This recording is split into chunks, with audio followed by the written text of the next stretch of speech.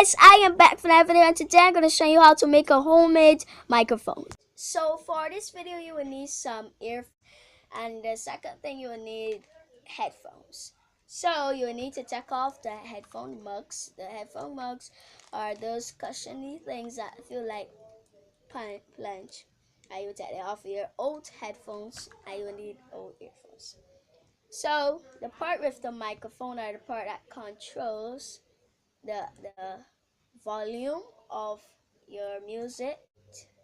The top, cut off the top, the part that connects to the two ear mugs that you put in your ear.